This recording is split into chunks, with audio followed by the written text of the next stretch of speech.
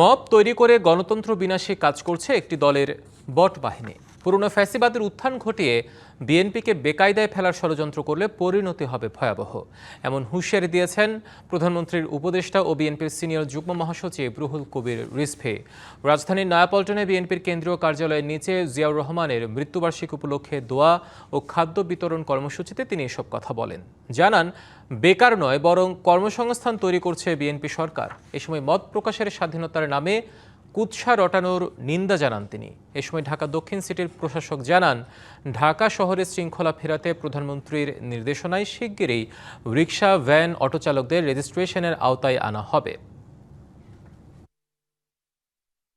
যেভাবে বিশৃঙ্খল অবস্থায় ঢাকা শহর চলছে, এইভাবে একটা জ্যামের জন্য আজকে ঘন্টার পর ঘন্টা মানুষকে রাস্তায় অপেক্ষা করতে হয়। রিক্সা বন্ধ হোক, ভ্যান বন্ধ হোক, আমরা চাই না, কিন্তু আমরা চাই এটাকে একটা সিস্টেমের মধ্যে দিয়ে আসতে হবে। এই মব কালচার কারা করছে?